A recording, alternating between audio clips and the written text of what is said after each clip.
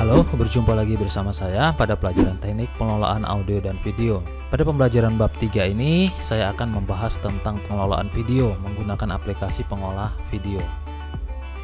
Untuk mengelola sebuah video, khususnya dalam proses editing, banyak yang bisa kita gunakan saat ini. Sebenarnya, setiap software editing memiliki keunggulan dan kelemahannya masing-masing. Aplikasi pengolah video adalah aplikasi yang dapat dimanfaatkan untuk mengelola film dalam berbagai macam format. Umumnya pemberian efek khusus atau disebut special effect seperti suara ledakan, desain peluru, ombak, dan lain-lain.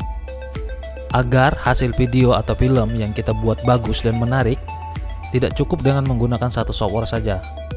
Biasanya beberapa software pendukung itu kita perlukan.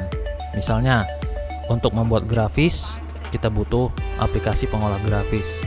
Untuk membuat animasi, kita butuh aplikasi atau software yang berfungsi untuk membuat animasi. Atau untuk membuat efek-efek tertentu, kita butuh aplikasi-aplikasi yang memang digunakan untuk membuat efek. Jadi, tidak hanya satu aplikasi yang kita gunakan untuk mengelola sebuah video. Bagus tidaknya sebuah film atau video itu ditentukan oleh bermacam-macam faktor.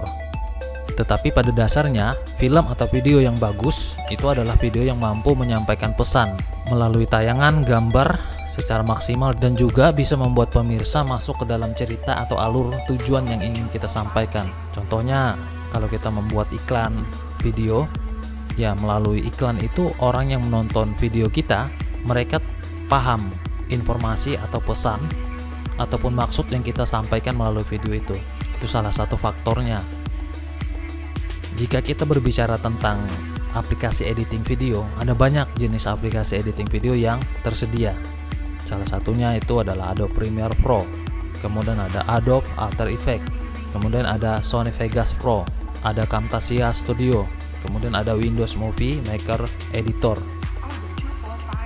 Jadi pada pembelajaran kali ini, saya akan fokuskan pembahasan kita pada aplikasi Adobe Premiere Pro. Di sini saya menggunakan Adobe Premiere Pro CC 2019. Pada dasarnya, setiap versi dari Adobe Premiere itu sama. Sebelum kita mulai belajar bagaimana cara mengedit sebuah video menggunakan Adobe Premiere Pro, terlebih dahulu kita harus mengenal apa sih itu Adobe Premiere Pro. Adobe Premiere Pro adalah salah satu software yang paling populer dan banyak digunakan secara luas dalam pengeditan sebuah video. Mari kita lihat tampilan area kerja dari Adobe Premiere Pro. Secara garis besar, area kerja Adobe Premiere Pro ya terdiri dari 4 bagian utama. Yang pertama itu adalah Source, yang kedua itu Project, kemudian ketiga Program, kemudian yang keempat itu adalah Timeline. Sekarang mari kita lihat fungsinya masing-masing.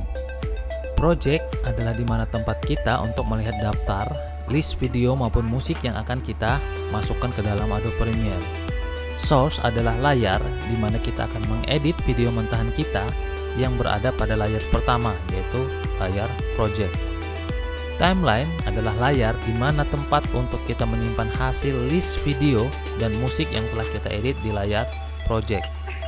Program adalah layar di mana tempat kita untuk melihat hasil dari editan kita. Jadi sederhananya seperti ini, panel dari source itu berfungsi untuk menampilkan file dari program, sedangkan panel dari program itu berfungsi menampilkan hasil dari timeline. Nah, berikutnya kita akan melihat bagian terpentingnya itu adalah toolbox. Toolbox ini berisi alat-alat yang digunakan untuk mengedit klip pada timeline.